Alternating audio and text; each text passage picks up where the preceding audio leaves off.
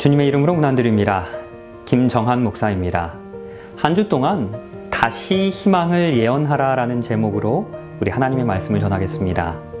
물난리, 불난리, 그리고 병난리로 참으로 어둡고 힘든 이 세상 가운데서 우리 하나님의 말씀을 통해서 희망을 함께 찾게 되시기를 소원합니다. 오늘 첫째 날의 주제는 예언된 희망의 신세계 질서입니다. 코로나와 신세계 질서. 이는 포브스에서 9월 17일에 보도한 기사의 제목입니다. 코로나로 인한 신세계 질서가 등장합니다. 블룸버그에서 7월 보도한 내용입니다. 코로나로 인하여 변화하게 될 세상의 정세에 대하여 많은 사람들은 관심을 가지고 있습니다. 이 1달러 지폐 뒷면 하단부에는 노브스 오르도 세룸이라는 라틴어 글귀가 새겨져 있습니다. 신세계 질서라는 뜻입니다.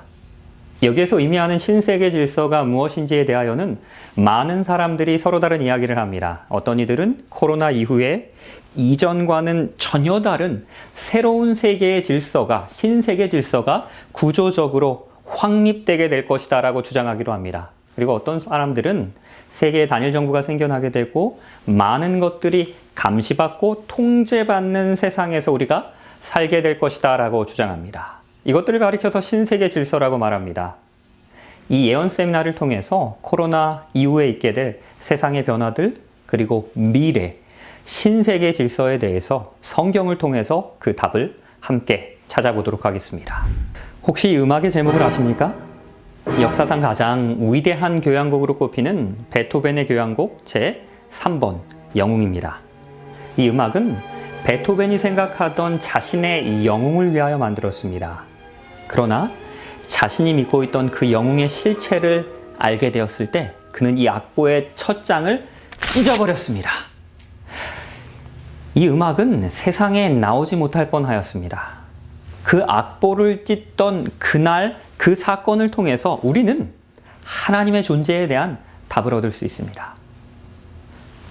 베토벤이 생각했던 그 영웅은 바로 나폴레옹이었습니다. 그리고 왼쪽에는 웰링턴 공작이 있습니다. 이 두 사람에게는 공통점이 아주 많습니다. 모두 1769년에 태어났습니다. 그리고 둘 다 섬에서 태어난 사람들이었습니다. 둘 다 모두 어릴 적 아버지를 잃습니다. 둘 모두 4명의 형제들과 3명의 누이들이 있었습니다. 둘 다 모두 한 같은 시간에 프랑스의 군사학교를 다녔습니다. 둘 다 모두 하도 뛰어난 군인들이었기 때문에 하루 만에 중령이 되었습니다. 둘 다 모두 수학자입니다.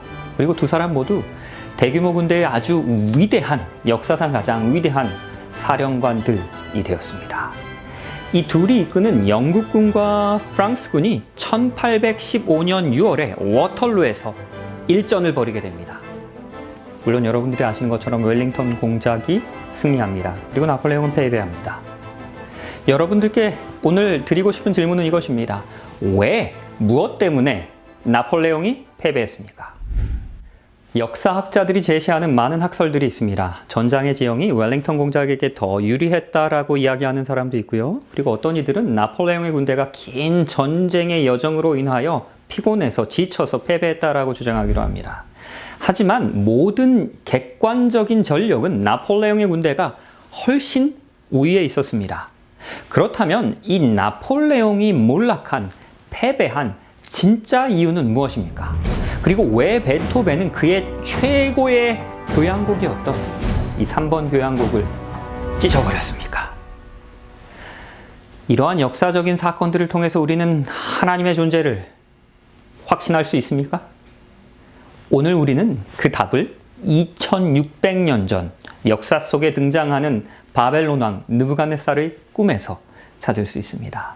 그의 침실에서 향후 수천 년의 세계 역사를 결정할 만한 사건이 발생하게 됩니다. 느부갓네살이 다스린 지 2년이 되는 해에 그 왕 느부갓네살이 꿈을 꿉니다. 그로 말미암아 마음이 번민하여 잠을 이루지 못하는 것입니다. 그것은 꿈이었습니다. 악몽이었습니다. 한밤중에 깨어나게 됩니다. 가슴이 뛰고 있습니다. 이마에는 땀방울이 흘러내리고 있습니다. 세상을 호령하던 최강국의 왕이 그 꿈으로 인하여 겁에 질린 것입니다. 죽음을 두려워하지 않는 사람입니다. 그런데 그를 두렵게 한 것은 그 꿈의 내용입니다. 그러나 정작 더 두려운 것은 그 꿈의 내용이 무엇이었는지조차도 생각나지 않는 것입니다. 한밤중이었지만 그 즉시로 그 꿈을 해석할 수 있는 현자들을 소집합니다. 왕이 그의 꿈을 자기에게 알려주도록 박수와 술객과 점쟁이와 갈대아 술사를 부르라 말하매 그들이 들어와서 이제 왕의 앞에 서게 됩니다. 이들은 당시의 철학적, 종교적, 학문적 권위자들이었습니다. 박사들이었습니다. 그러나 그들은 이 꿈이 무엇인지조차도 알 수가 없었던 것입니다. 그러자 이 왕은 불같이 화를 냅니다. 이때 우여곡절 끝에 이 소식을 들은 다니엘이 왕을 뵙기를 정합니다. 다니엘이 왕 앞에 대답하여 이르되 왕이 물으신 바 은밀한 것은 지혜자나 술객이나 박수나 점쟁이가 능히 왕께 보일 수 없습니다.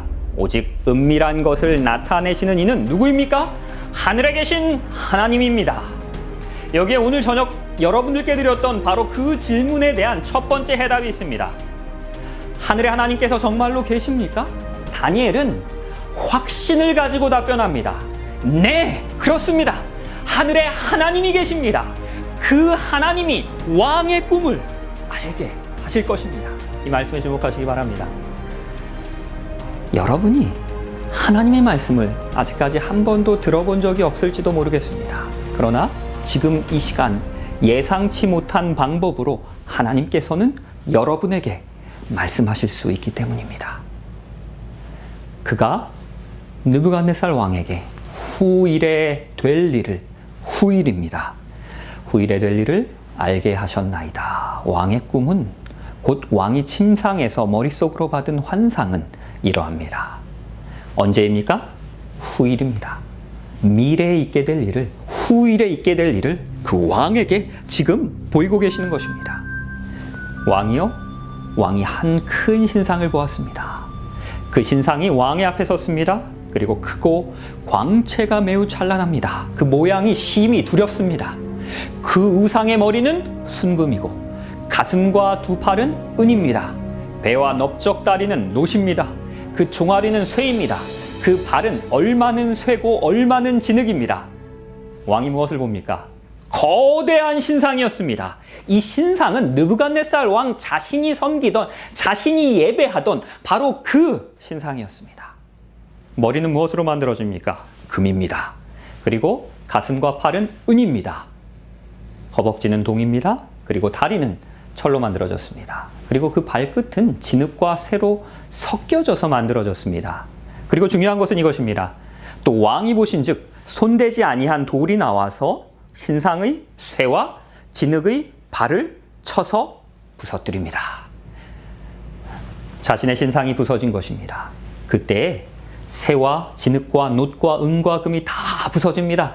그래서 여름에 타작마당의 겨와 같이 되어서 바람에 불려간 곳이 없습니다. 이 우상을 친 돌은 태산을 이루어서 온 세계에 가득하게 됩니다.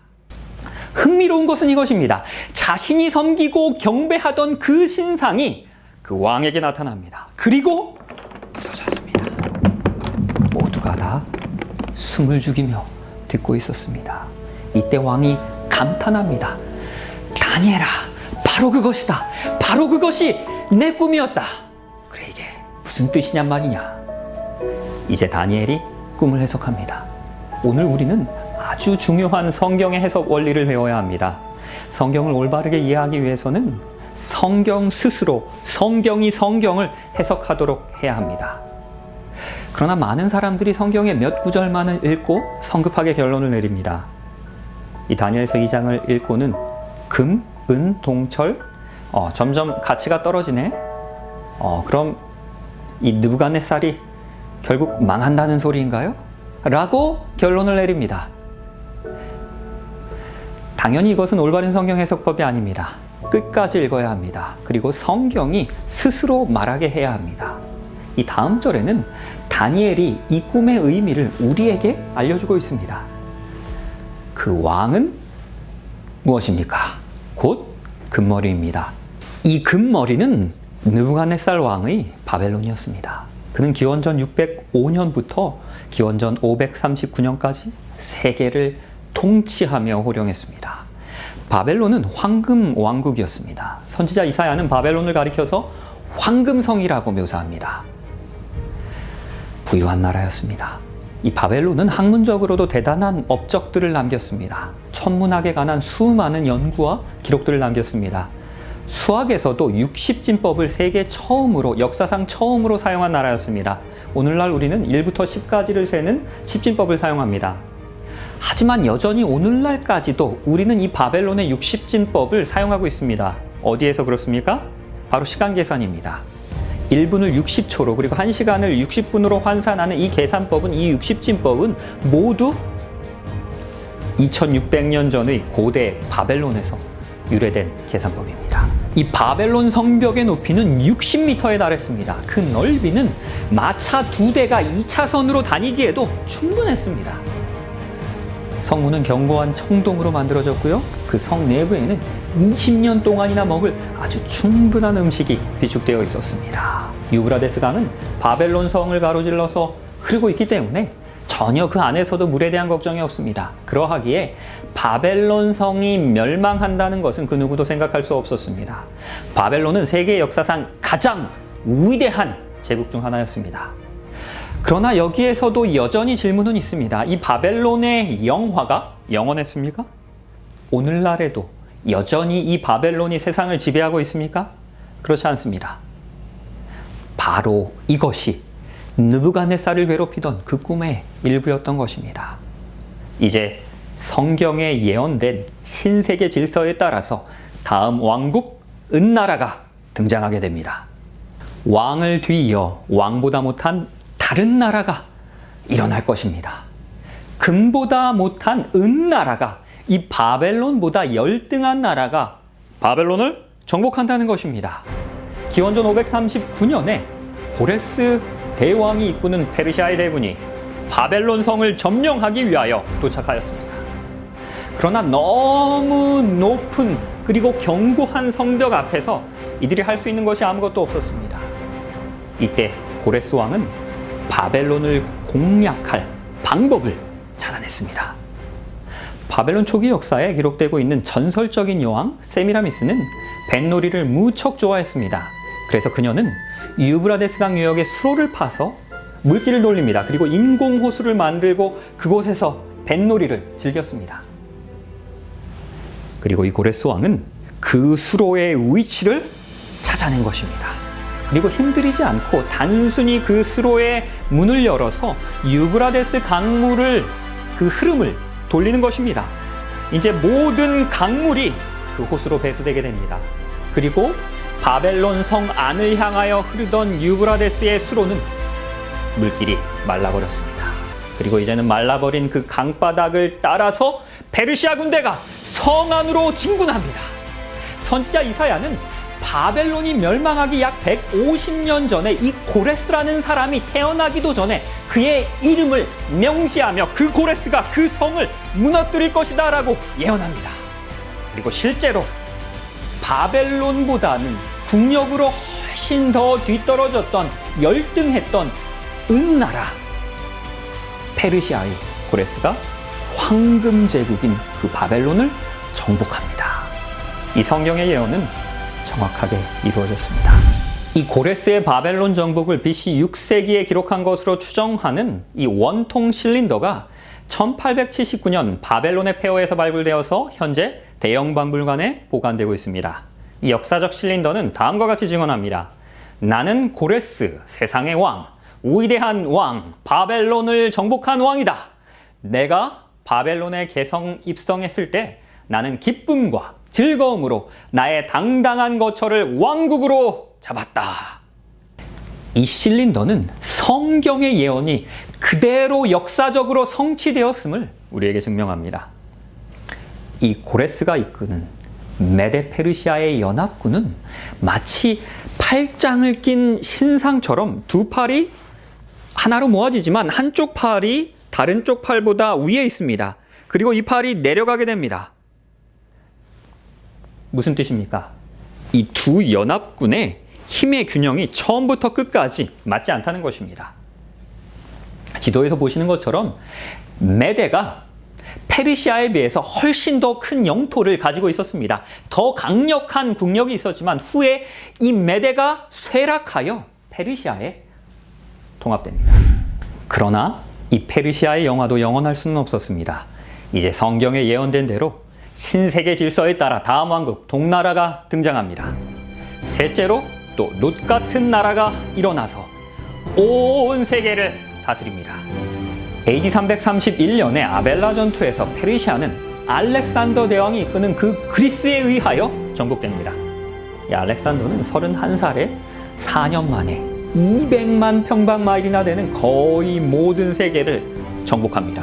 믿을 수 없는 속도로 세계를 정복합니다. 신세계의 질서를 세우는 것입니다. 그는 인도 해안까지 계속해서 밀어붙였습니다. 그리고 역사는 알렉산더가 그곳에서 그 인도양을 보면서 그 대양을 보면서 더 이상 정복할 땅이 없는 것을 보며 슬피 흐느껴 울었다라고 기록하고 있습니다. 이제 인도 정복을 마치고 다시 돌아오던 어느 날 그는 고대 도시 바벨론의 폐허에 진을 칩니다. 그리고 그날 밤 그의 장군들과 밤새도록 술을 마십니다. 그리고 갑자기 요절합니다. 이 알렉산더 대왕의 그리스 역시도 영원할 수는 없었습니다. 그리고 성경에 예언된 신세계 질서에 따라서 그 다음 나라, 철나라가 이제 등장합니다. 넷째 나라는 강하기가 쇠와 같습니다. 쇠는 모든 물건을 부서뜨립니다. 이기는 것입니다. 쇠가 모든 것을 부수는 것 같이 그 나라가 문나라를 부서뜨리고 찌을 것입니다. BC 168년 피드나 전투에서 그리스를 정복한 나라가 어디입니까? 예수 그리스도께서 태어나셨을 때 고대 세계를 지배했던 나라가 어디입니까? 바로 로마입니다. 로마는 잘 훈련된 강한 군대, 철의 군대를 가지고 있었습니다. 이는 예수 그리스도를 십자가에 못 박은 그 군대이며 그 제국입니다. 오늘날 우리의 많은 법적, 정치적 구조를 만들어낸 그 질서를 세운 바로 그 제국이었습니다. 로마인들은 호전적이었습니다. 진취적이었습니다. 모험을 두려워하지 않았습니다. 오늘날까지도 많은 사람이 이렇게 이야기합니다. 그리스인처럼 꿈꾸고 유대인처럼 생각하고 로마인처럼 행동하라. 많은 것들을 행동하며 이루어낸 나라가 바로 로마입니다. 18세기 역사가 에드워드 기본은 로마의 역사를 다니엘서의 예언에 비추어서 다음과 같이 기록합니다. 그 나라들과 왕들을 나타내는 금과 은과 노새 우상들은 철의 제국 로마에 의해서 연속적으로 깨어져 갔다. 누군가 다니엘서를 읽고 있는 것 같지 않습니까? 인간적인 관점에서 그 바벨론 시대에 살았던 그 히브리인 다니엘이 수백 년 후에 일어나게 될 세계 제국의 흥망성쇠를 어떻게 알 수 있었습니까? 우리는 오늘날의 과학으로 다음 날의 날씨조차도 예측하는 것이 쉽지가 않습니다. 슈퍼컴퓨터를 가지고도 기상청에서 종종 자주 오보를 내기도 합니다.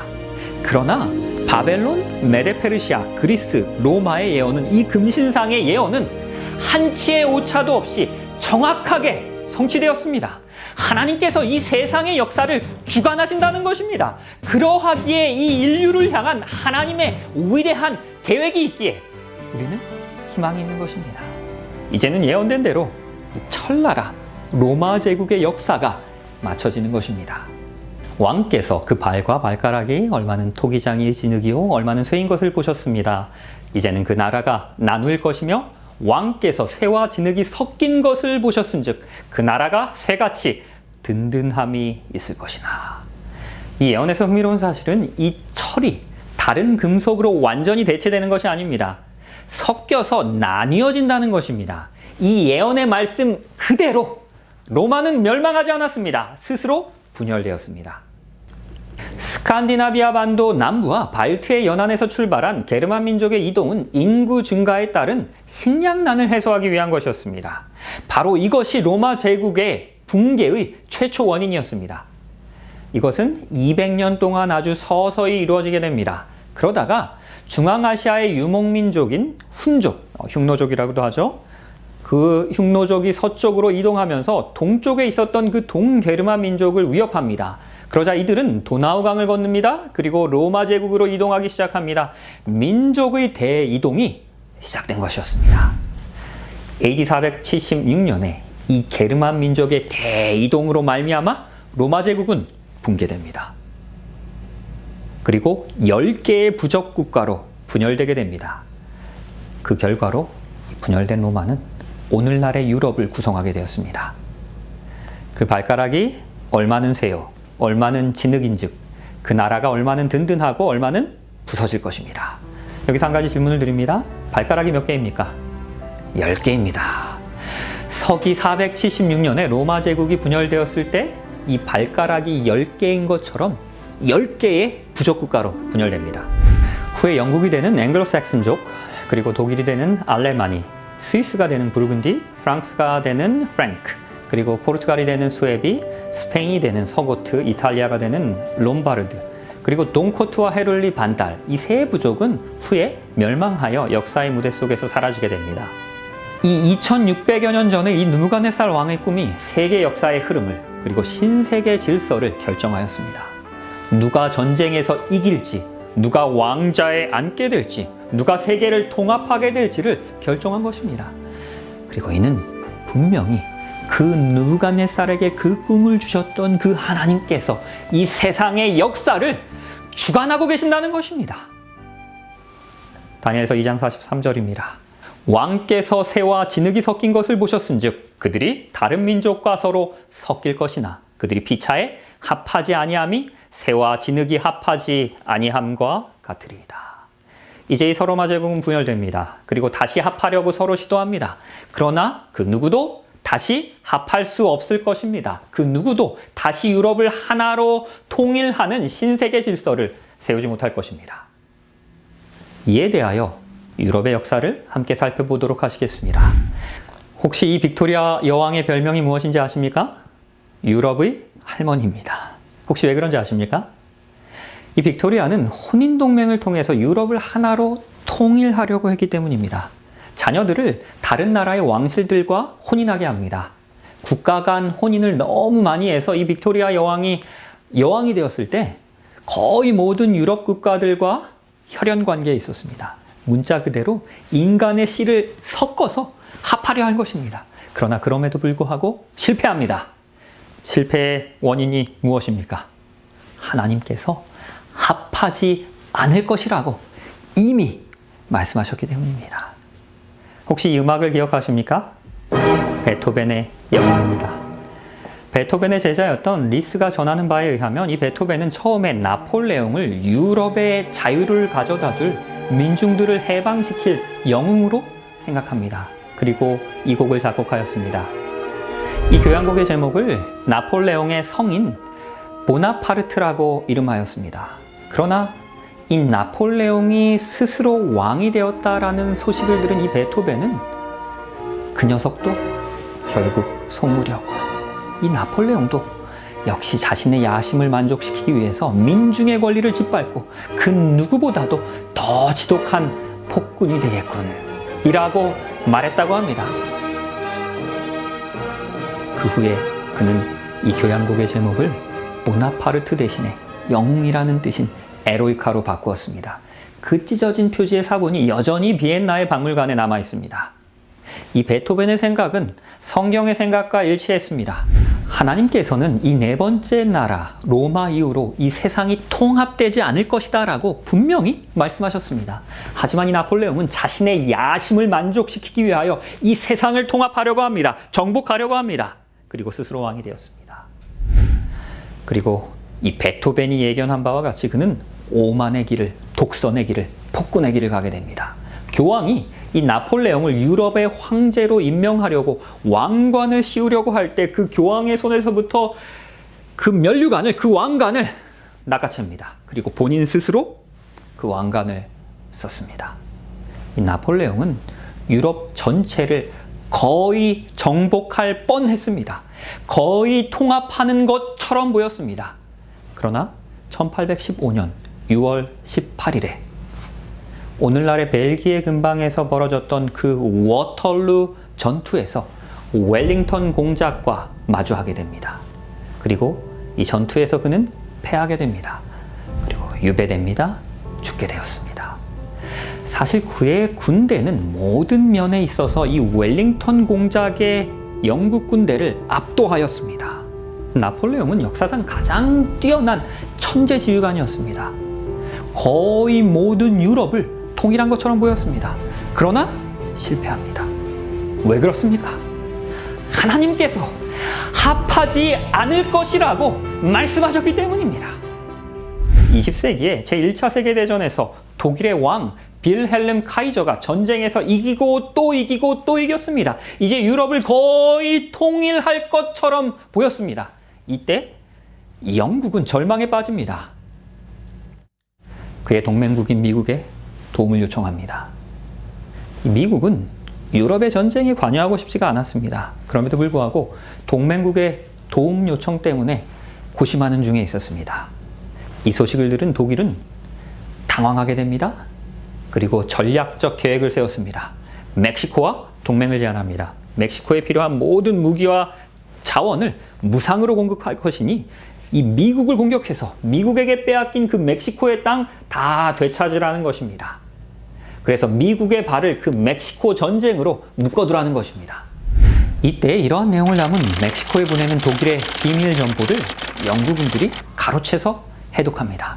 이를 치퍼만 정보라고 부릅니다. 해독된 독일과 멕시코의 미국 침공 계획을 담은 이 비밀 정보를 영국은 미국에 보냅니다. 이것을 본 미국의 윌슨 대통령은 화가 났습니다. 그리고 이 일을 계기로 미국은 1차 세계대전에 참전합니다. 거의 유럽을 제패할 것처럼 보였던 독일의 전세는 이 미국의 참전으로 인하여 급격하게 기울었습니다. 그리고 패배하였습니다. 영국은 어떻게 그 정보를 얻었을까요?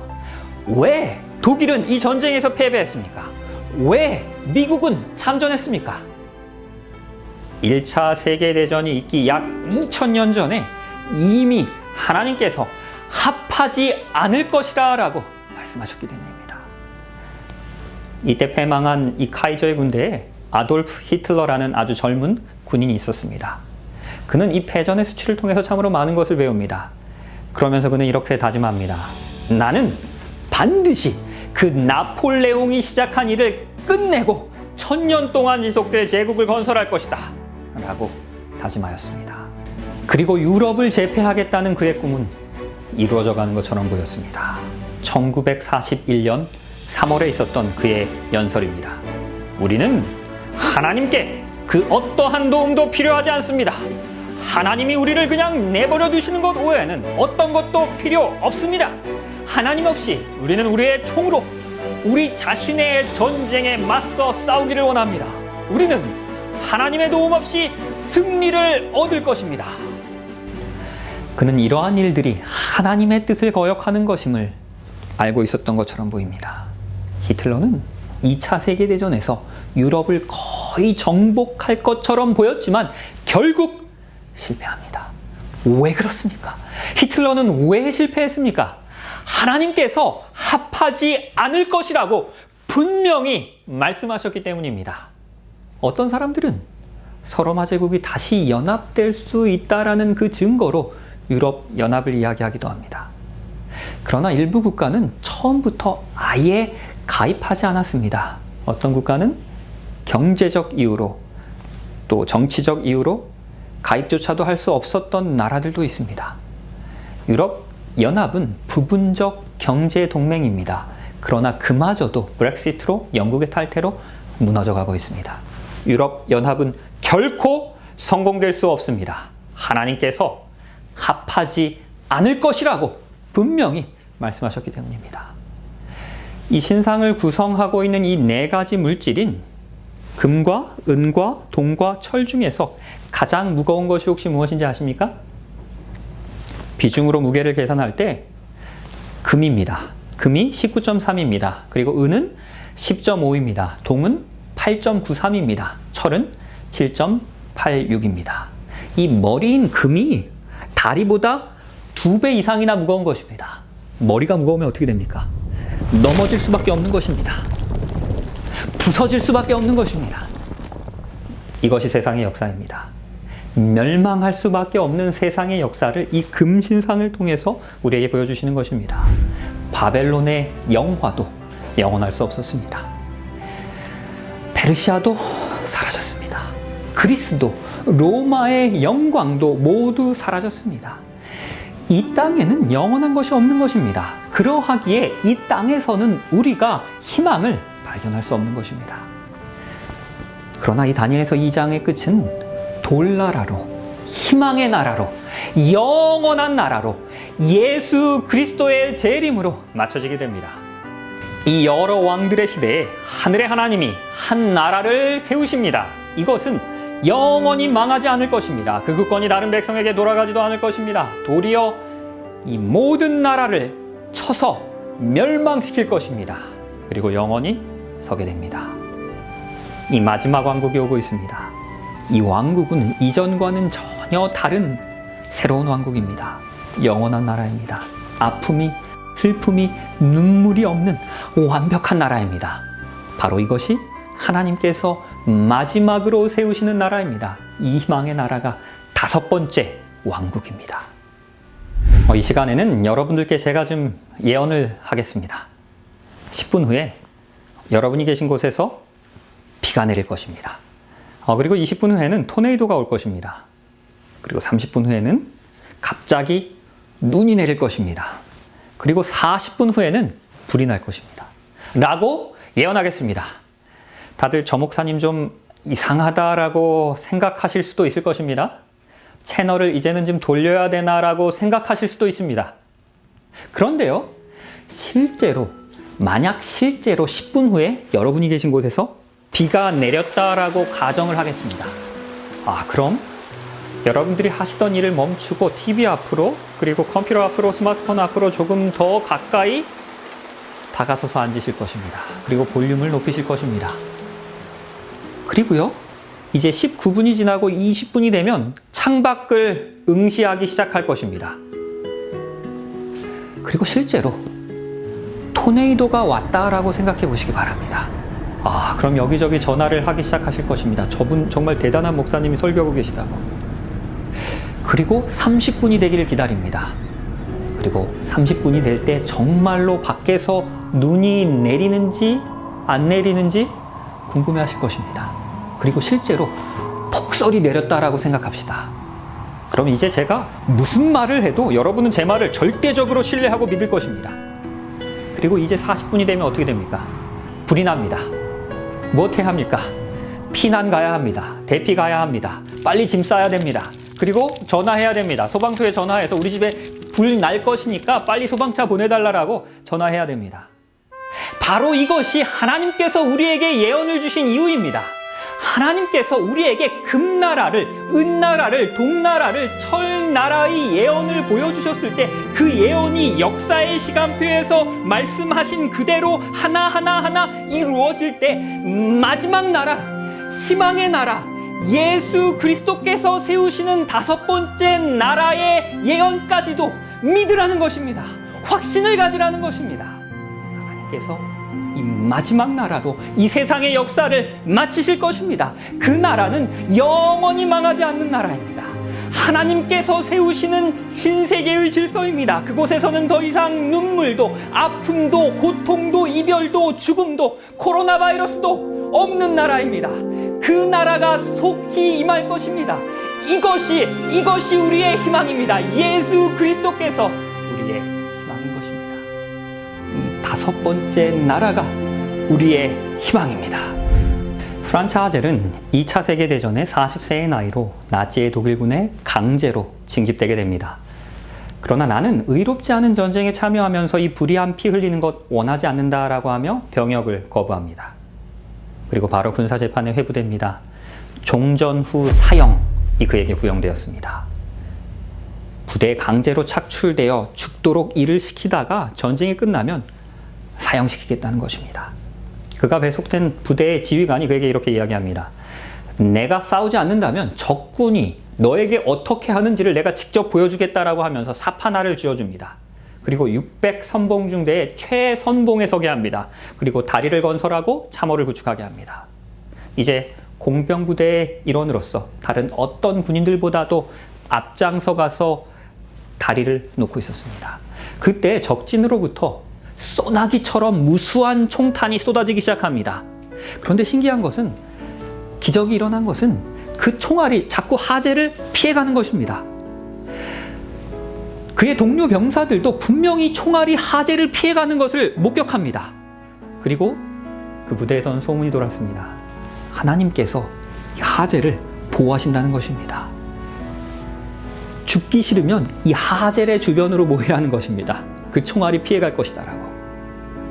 한 번은 적의 공격으로 인해서 1200명의 부대원 전원이, 거의 전원이 사망하였습니다. 그 중에 단 7명만 생존하게 됩니다.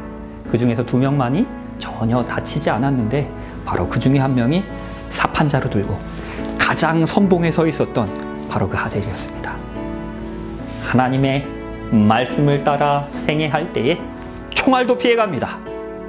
하나님의 말씀을 따라 우리가 생애할 때 죽을 수밖에 없는 우리의 운명이 생명의 운명으로, 살 수 있는 운명으로 바뀌게 될 것입니다. 이 소문을 들은 이 부대의 사령관이 하루는 하젤을 부릅니다. 그리고 하젤에게 묻습니다. 자네는 독일군이 이 전쟁에서 승리할 수 있을 것이다 라고 생각하는가? 라고 물었습니다. 하젤은 자신이 가지고 있던 성경을 꺼냅니다. 그리고 성경에 어디를 펼쳤겠습니까? 다니엘서 2장입니다. 바로 오늘 우리가 함께 살펴본 그 다니엘서 2장의 예언을, 바로 여러분들이 지금 들었던 그 다니엘서 2장의 예언을 그 사령관에게 설명합니다. 그리고 그 예언의 끝은 서로 섞이지 않는 진흙과 철들로 이루어진 그 발 부분까지 설명합니다. 그리고 바로 우리가 이 시대에, 이 역사의 끝에 살고 있습니다 라고 그는 이야기한 것입니다. 그러하기에 이 예언이, 우리 하나님의 말씀이 철과 진흙이 서로 섞이지 않을 것이다 라고 말씀하셨기 때문에 저는 이 나라가 이 전쟁에서 이길 수 없다고 확신합니다 라고 답변합니다. 사무실에 긴 침묵이 흐릅니다. 그리고 사령관은 그 하젤에게 그 성경을 하루만 빌려달라고 요청합니다. 그리고 다음날 아침에 다시 찾아와 달라고 이야기합니다. 다음날 아침 9시에 이 하젤은 그 지휘관의 사무실을 찾았습니다. 그때 알지 못하던 2명의 고위 장교가 그곳에 함께 서 있는 것을 보게 되었습니다. 그리고 하젤에게 그 성경을 다시 돌려줍니다. 그러면서 이야기합니다. 어제 나에게 말했던 것 세세하게 하나도 빠뜨리지 말고 모두 다시 여기 있는 분들에게 설명해 달라고 이야기했습니다. 하젤이 그 모든 것들을 다 설명하기를 마쳤을 때 이 사령관은 함께 서 있었던 2 사람을 소개합니다. 2 장교 모두 전쟁이 일어나서 징집되기 전에 저명한 역사학자들로 일한 사람들이었습니다. 그리고 이 역사학자들은 이 예언이 실제 역사로 그대로 성취되었음을 이 사령관에게 분명히 확인시켜 주었습니다. 그리고 하젤이 예언한 대로 6개월이 지난 후에 그 전쟁은 끝이 납니다. 독일은 패하게 되었습니다. 이제 그가 속한 그 부대는 러시아로부터 퇴각해서 수천 킬로미터 떨어진 고국으로, 독일로 돌아가야 합니다. 하젤로부터 성경 예언을 배웠던 그 지휘관은 남몰래 가능한 모든 연료를 절약하고 식량과 물자들을 비축해 놓았습니다. 그는 그 성서의 예언을 배운 후에 독일이 자신의 부대가 이 전쟁에서 패할 것이라는 것을 분명히 알고 있었습니다. 그리고 고국으로 귀환하기 위해서 연료와 식량들을, 그 물자들을 준비한 것입니다. 그 지휘관의 그 믿음 때문에, 그 하젤의 예언 해석 때문에, 그 다니엘서 2장 때문에 그의 부대원들은 무사하게 자신들의 고국까지 철수를 마칠 수 있었습니다. 이제 말씀을 마치면서 다시 2600년 전의 바벨론 왕궁으로 돌아가기 원합니다. 너희 하나님은 참으로 모든 신들의 신이시요 모든 왕의 주제시로다. 내가 능히 이 은밀한 것을 나타내었으니 내 하나님은 또 은밀한 것을 나타내는 이시로다. 이 느부갓네살 왕은 그 신상을 섬기던 그 우상 숭배자였던 그 느부갓네살은 이 꿈과 예언을 통해서 하나님께서 참신이라는 것을 깨달았습니다. 간증합니다. 하나님은 참 신입니다. 이 간증이 우리 모두의 간증이 되기를 주님의 이름으로 축원합니다. 내가 지극히 높으신 이에게 감사하며 영생하시는 이를 찬양하고 경배하였나니 그 권세는 영원한 권세요 그 나라는 대대에 이르리로다. 이것은 더 놀라운 사실입니다. 내 하나님을 찬양합니다. 내 하나님을 예배합니다. 이제 그 우상 숭배자 느부갓네살이 하나님을 개인의 구주로 영접한 것입니다. 참 하나님을 깨달은 것입니다. 그 깨달음이 우리의 마음 가운데 있기를 주님의 이름으로 축원합니다. 그 우상 숭배자 느부갓네살을 변화시킨 그 진리의 말씀이 우리의 삶을 변화시키시고 희망으로 채워주시기를 주님의 이름으로 축원합니다. 그 우상 숭배자 느부갓네살이 영접했던 그 하나님, 오늘 이 시간 여러분의 마음의 구주로 영접하게 되시기를 다시 한번 주님의 이름으로 축원합니다. 그리하여 마지막 5번째 왕국 돌나라의 영광에 함께 참여하시게 되기를 주님의 이름으로 축원하며 오늘 이 시간을 마치도록 하겠습니다.